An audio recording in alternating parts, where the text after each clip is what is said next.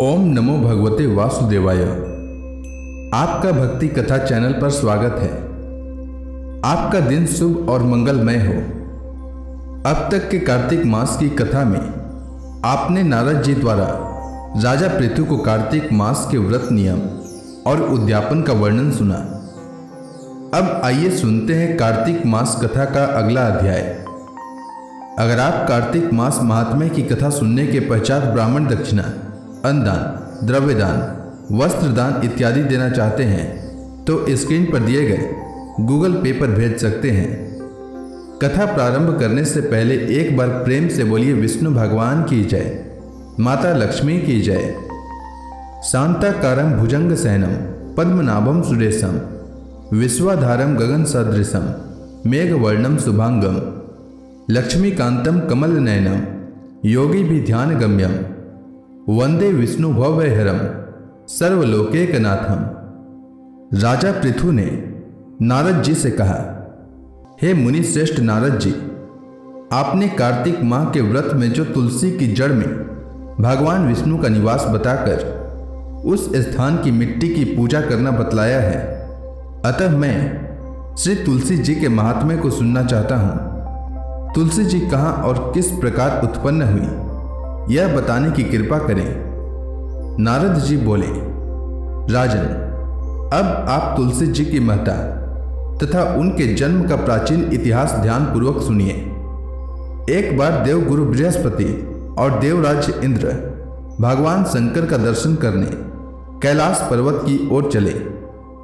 तब भगवान शंकर ने अपने भक्तों की परीक्षा लेने के लिए जटाधारी दिगंबर का रूप धारण कर उन दोनों के मार्ग में अवरोध उत्पन्न किया। यद्यपि वह तेजस्वी, शांत, लंबी भुजा और चौड़ी छाती वाले गौरवर्ण अपने विशाल नेत्रों से युक्त तथा सिर पर जटा धारण किए वैसे ही बैठे थे, तथापि उन भगवान शंकर को न पहचान कर इंद्र ने उनसे उनका नाम व धाम आदि पूछते हुए कहा कि क्या भगवान शंकर अपने स्थान पर हैं या कहीं गए हुए हैं। इस पर तपस्वी रूप भगवान शंकर कुछ नहीं बोले। इंद्र को अपने त्रिलोकीनाथ होने का गर्व था।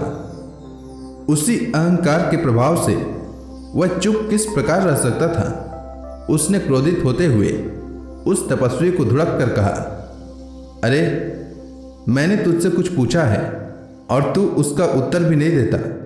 मैं अभी तुझ पर वज्र का प्रहार करता हूं, फिर देखता हूं कि कौन तुझ दुर्मति की रक्षा करता है।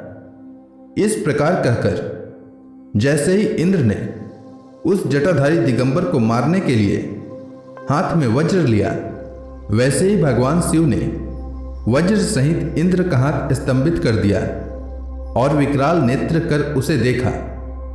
उस समय ऐसा प्रतीत हो रहा था कि वह दिगंबर प्रज्वलित हो उठा है और वह अपने तेज से जला देगा। भुजाएं स्तंभित होने के कारण इंद्र दुखित होने के साथ साथ अत्यंत कुपित भी हो गया। परंतु उस जटाधारी दिगंबर को प्रज्वलित देखकर बृहस्पति जी ने उन्हें भगवान शंकर जानकर प्रणाम किया और दंडवत होकर उनकी स्तुति करने लगे। बृहस्पति भगवान शंकर से कहने लगे, हे दीनानाथ, हे महादेव, आप अपने क्रोध को शांत कर लीजिए और इंद्र के इस अपराध को क्षमा कीजिए। बृहस्पति के यह वचन सुनकर भगवान शंकर ने गंभीर वाणी में कहा, मैं अपने नेत्रों से निकाले हुए क्रोध को किस प्रकार रोकूं। तब बृहस्पति ने कहा, भगवान, आप अपना भक्त वत्सल नाम सार्थक करते हुए अपने भक्तों पर दया कीजिए। आप अपने इस तेज को अन्यत्र स्थापित कीजिए और इंद्र का उद्धार कीजिए। तब भगवान शंकर गुरु बृहस्पति से बोले, मैं तुम्हारी स्तुति से अत्यंत प्रसन्न हूँ। तुमने इंद्र को जीवन दान दिलाया है। मुझे विश्वास है कि मेरे नेत्रों की अग्नि अब इंद्र को पीड़ित नहीं करेगी। बृहस्पति से इस प्रकार कहकर भगवान शिव ने अपने मस्तक से निकाले हुए अग्नि में तेज को अपने हाथों में ले लिया और फिर उसे क्षीर सागर में डाल दिया। तत्पश्चात भगवान शंकर अंतर्ध्यान हो गए। इस प्रकार जिसको जो जानने की कामना थी उसे जानकर इंद्र तथा बृहस्पति अपने अपने स्थान को चले गए। राजा पृथु बोले, हे ऋषि श्रेष्ठ नारद जी, आपको प्रणाम है। कृपया अब यह बताने की कृपा कीजिए कि जब भगवान शंकर ने अपने मस्तक के तेज को क्षीर सागर में डाला तो उस समय क्या हुआ? नारद जी बोले, हे राजन, जब भगवान शंकर ने अपना वह तेज क्षीर सागर में डाल दिया तो उस समय वह शीघ्र ही बालक होकर सागर के संगम पर बैठकर संसार को भय देने वाला रुदन करने लगा। उसके रुदन से संपूर्ण जगत व्याकुल हो उठा, लोकपाल भी व्याकुल हो गए, चराचर चलायमान हो गया। शंकर सुवन के रुदन से संपूर्ण ब्रह्मांड व्याकुल हो गया।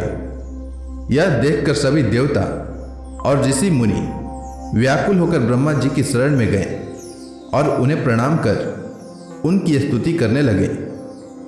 उन सभी ने ब्रह्मा जी से कहा, हे पितामह, यह तो बहुत ही विकट परिस्थिति उत्पन्न हो गई है। हे महायोगी, इसको नष्ट कीजिए। देवताओं के मुख से इस प्रकार सुनकर ब्रह्मा जी सत्यलोक से उतरकर उस बालक को देखने के लिए सागर तट पर आए। सागर ने ब्रह्मा जी को आता देखकर उन्हें प्रणाम किया और बालक को उठाकर उनकी गोद में दे दिया। आश्चर्यचकित होते हुए ब्रह्मा जी ने पूछा, हे सागर, यह बालक किसका है?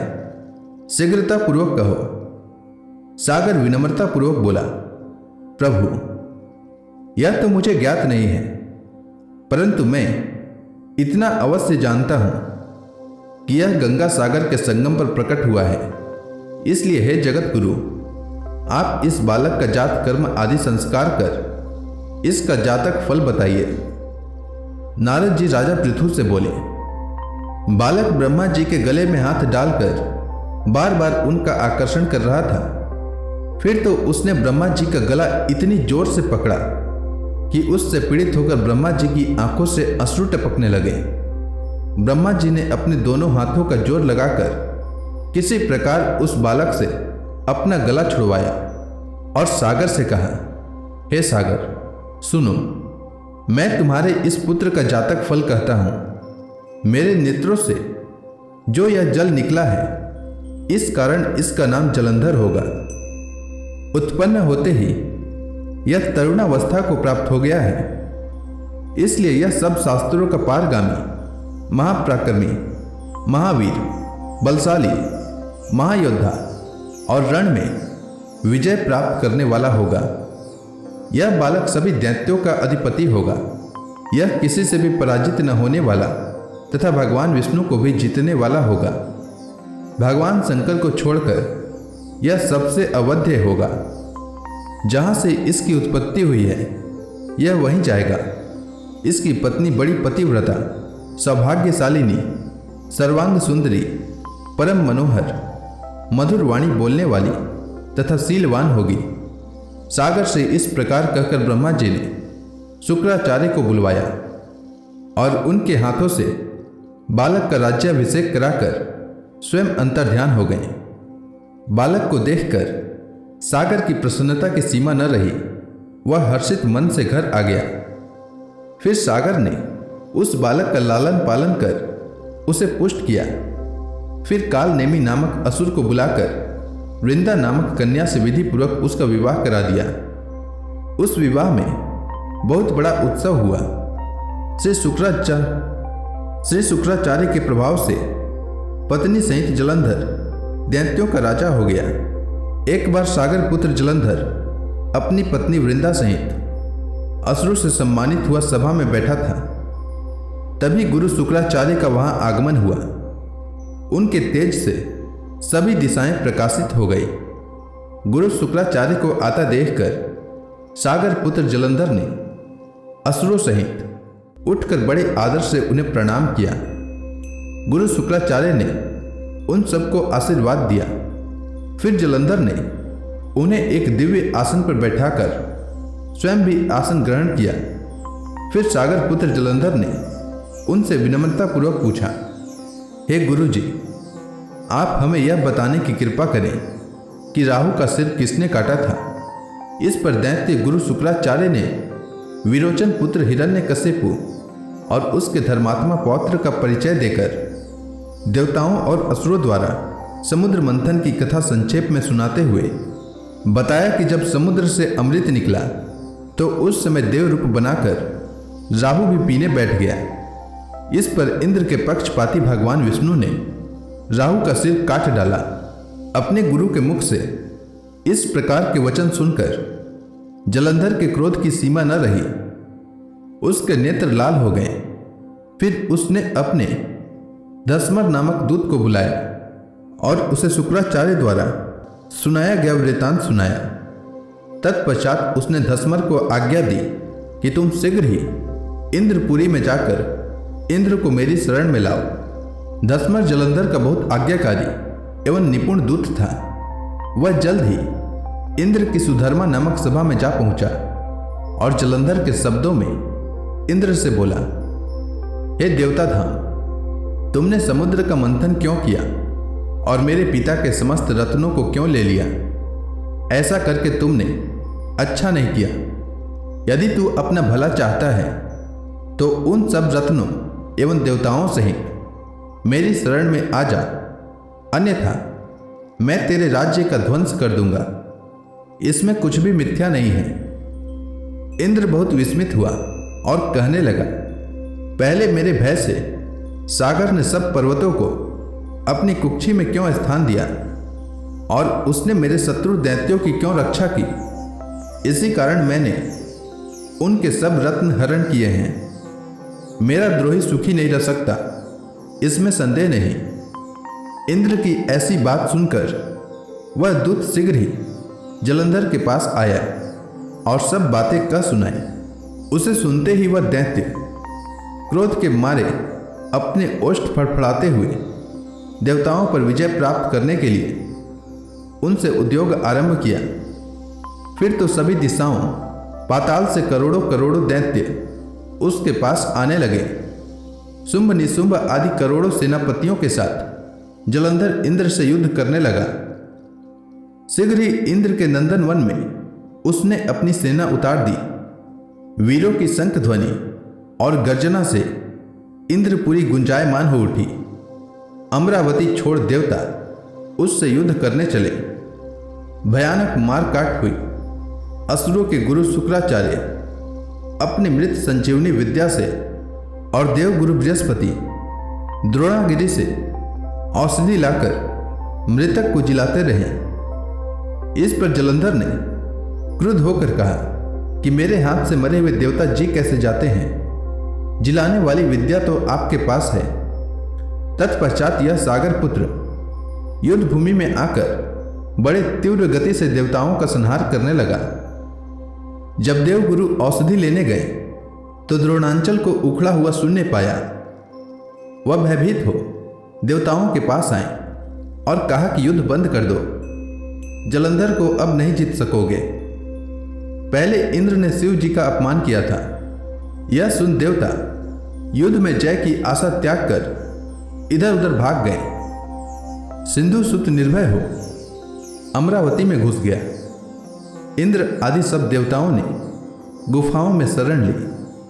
तो इसी के साथ आज का यह कार्तिक मास का अध्याय समाप्त हुआ। इसके आगे की कथा मैं कल के अध्याय में सुनाऊंगा। तब तक के लिए भगवान हरि का नाम लेते रहें। तो प्रेम से बोलिए विष्णु भगवान की जय, माता लक्ष्मी की जय। अब आइए सुनते हैं कार्तिक मास में भागवत पुराण का अगला अध्याय। सूत जी कहते हैं, इसके बाद पांडव श्री कृष्ण के साथ जलांजलि के इच्छुक मरे हुए स्वजनों का तर्पण करने के लिए स्त्रियों को आगे करके गंगा तट पर गए। वहां उन सब ने मृत बंधुओं को जल दान दिया और उनके गुणों का स्मरण करके बहुत विलाप किया। तदंतर भगवान के चरण कमलों की धूलि से पवित्र गंगा जल में पुनः स्नान किया। वहां अपने भाइयों के साथ कुरुपति महाराज युधिष्ठिर, धृतराष्ट्र, पुत्र शोक से व्याकुल गांधारी, कुंती और द्रौपदी सब बैठकर मरे हुए स्वजनों के लिए शोक करने लगे। भगवान श्री कृष्ण ने धौम्य आदि मुनियों के साथ उनको संतावना दी और समझाया कि संसार के सभी प्राणी काल के अधीन हैं, मौत से किसी को कोई बचा नहीं सकता। इस प्रकार भगवान श्री कृष्ण ने अजातशत्रु महाराज युधिष्ठिर को उनका वह राज्य जो धूर्तों ने छल से छीन लिया था वापस दिलाया तथा द्रौपदी के केशों का स्पर्श करने से जिनकी आयु क्षीण हो गई थी उन दुष्ट राजाओं का वध कराया। साथ ही युधिष्ठिर के द्वारा उत्तम सामग्रियों से तथा पुरोहितों से 3 अश्वमेध यज्ञ कराए। इस प्रकार युधिष्ठिर के पवित्र यश को 100 यज्ञ करने वाले इंद्र के यश की तरह सब ओर फैला दिया। इसके बाद भगवान श्री कृष्ण ने वहां से जाने का विचार किया। उन्होंने इसके लिए पांडवों से विदा ली और व्यास आदि ब्राह्मणों का सत्कार किया।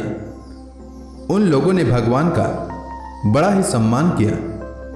तदंतर सात्यकी और उद्धव के साथ द्वारका जाने के लिए वे रथ पर सवार हुए।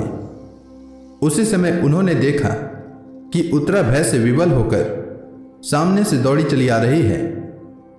उत्तरा ने कहा, देवाधिदेव जगदीश्वर, आप महायोगी हैं, आप मेरी रक्षा कीजिए, रक्षा कीजिए। आपके अतिरिक्त इस लोक में मुझे अभय देने वाला और कोई नहीं है, क्योंकि यहां सभी परस्पर एक दूसरे की मृत्यु के निमित्त बन रहे हैं। प्रभु, आप सर्वशक्तिमान हैं। यह दहकते हुए लोहे का बाण मेरी ओर दौड़ा आ रहा है। स्वामी, यह मुझे भले ही जला डाले परंतु मेरे गर्भ को नष्ट न करे, ऐसी कृपा कीजिए। सूत जी कहते हैं, भक्त वत्सल भगवान श्री कृष्ण उसकी बात सुनते ही जान गए कि अश्वत्थामा ने पांडवों के वंश को निर्विज करने के लिए ब्रह्मास्त्र का प्रयोग किया है। सौनक जी, उसी समय पांडवों ने देखा कि जलते हुए 5 बाण हमारी ओर आ रहे हैं, इसलिए उन्होंने भी अपने अपने अस्त्र उठा लिए। सर्वशक्तिमान भगवान श्री कृष्ण ने अपने अनन्य प्रेमियों पर, शरणागत भक्तों पर बहुत बड़ी विपत्ति आई जानकर अपने निज अस्त्र सुदर्शन चक्र से उन निज जनों की रक्षा की। योगेश्वर श्री कृष्ण समस्त प्राणियों के हृदय में विराजमान आत्मा हैं। उन्होंने उत्तरा के गर्भ को पांडवों की वंश परंपरा चलाने के लिए अपनी माया के कवच से ढक दिया। सौनक जी, यद्यपि ब्रह्मास्त्र अमोघ है और उसके निवारण का कोई उपाय भी नहीं है, फिर भी भगवान श्री कृष्ण के तेज के सामने आकर वह शांत हो गया। यह कोई आश्चर्य की बात नहीं समझनी चाहिए, क्योंकि भगवान तो सर्व आश्चर्यमय हैं। वे ही अपनी निज शक्ति माया से स्वयं अजन्मा होकर भी इस संसार की सृष्टि, रक्षा और संहार करते हैं।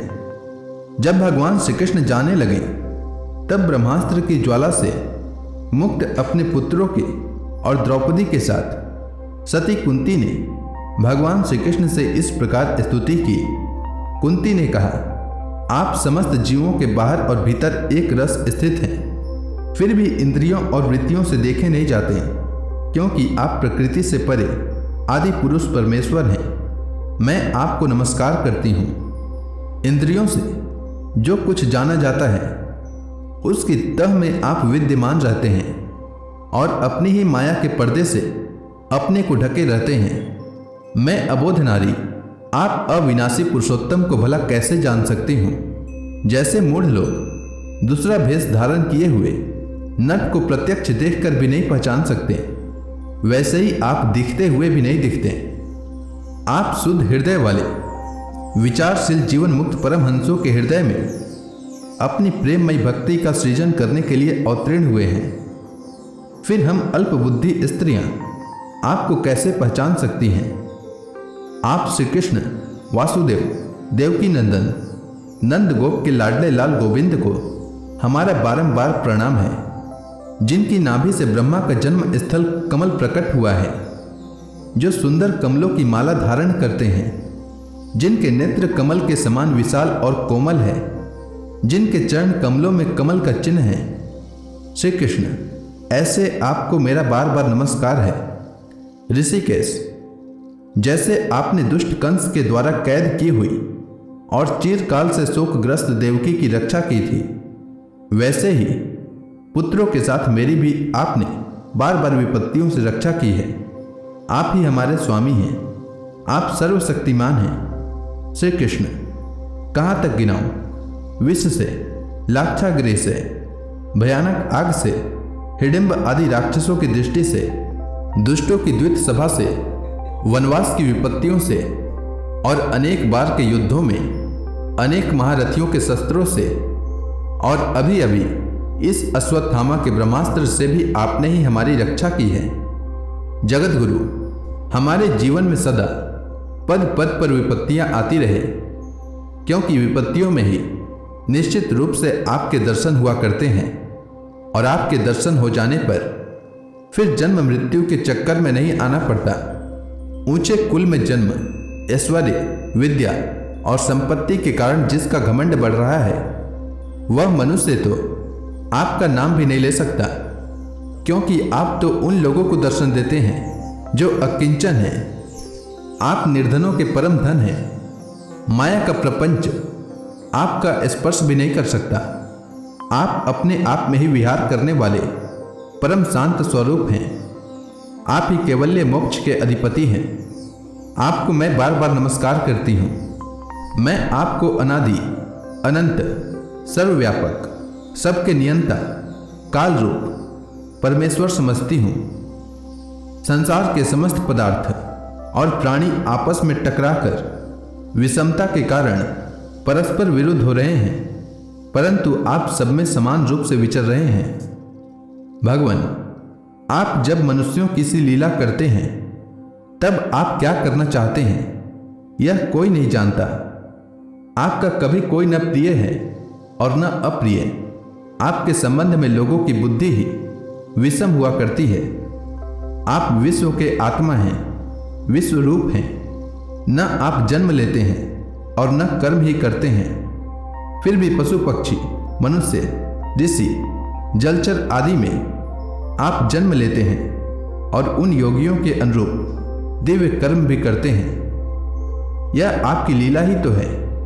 जब बचपन में आपने दूध की मटकी फोड़कर यशोदा मैया को क्रोधित कर दिया था और उन्होंने आपको बांधने के लिए हाथ में रस्सी ली थी, तब आपकी आंखों में आंसू छलक आए थे, काजल कपोलों पर बह चला था, नेत्र चंचल हो गए थे और भय की भावना से आपने अपने मुख को नीचे की ओर झुका लिया था।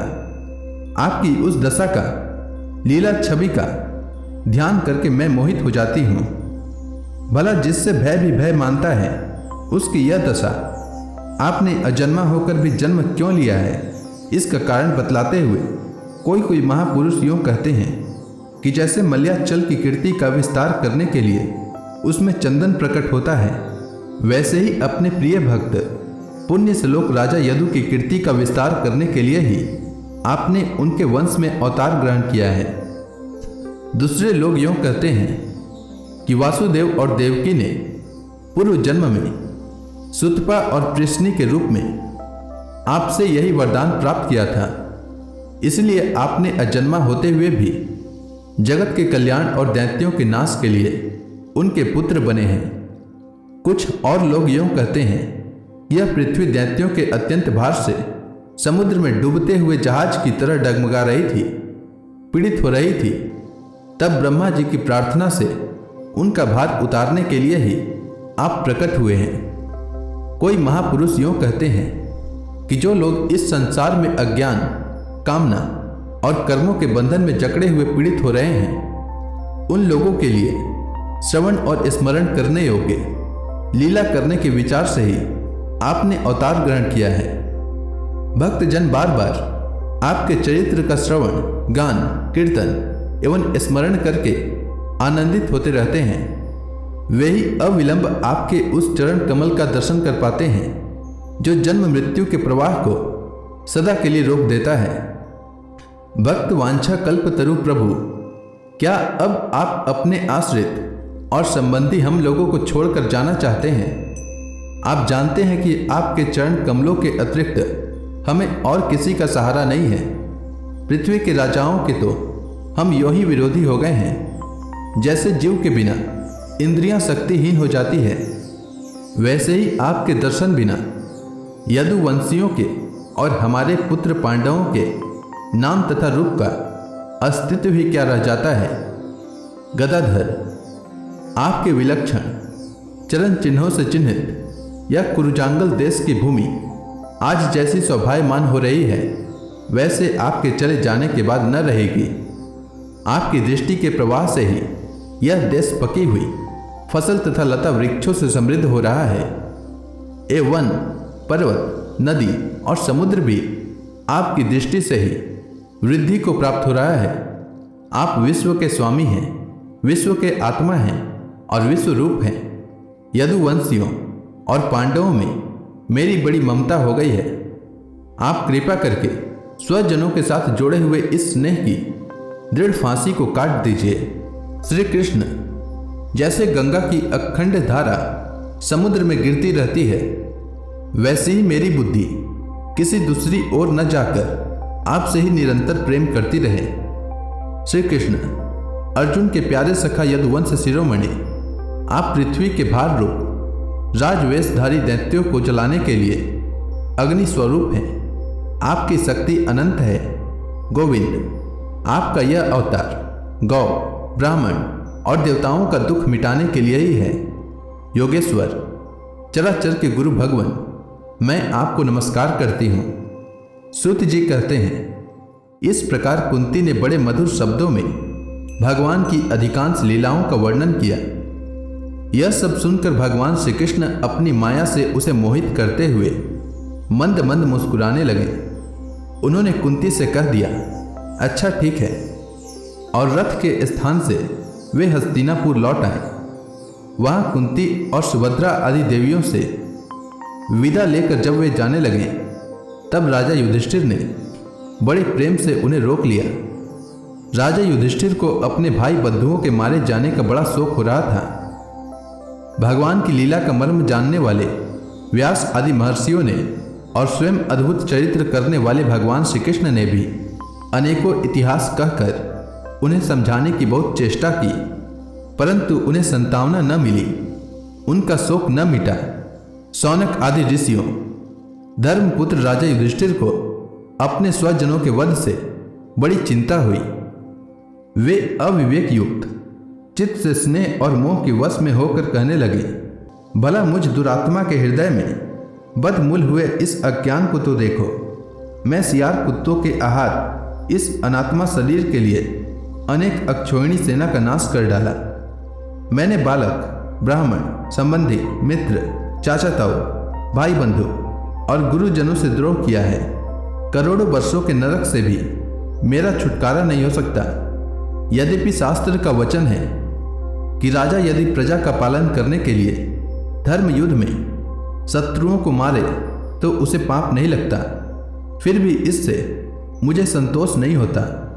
स्त्रियों के पति और भाई बंधुओं को मारने से उनका मेरे द्वारा यहाँ जो अपराध हुआ है, उसका मैं गृहस्थोचित यज्ञ यज्ञादियों के द्वारा मार्जन करने में समर्थ नहीं हूँ। जैसे कीचड़ से गंदा जल स्वच्छ नहीं किया जा सकता, मदिरा से मदिरा की अपवित्रता नहीं मिटाई जा सकती, वैसे ही बहुत से हिंसा बहुल यज्ञों के द्वारा एक भी प्राणी की हत्या का प्रायश्चित नहीं किया जा सकता।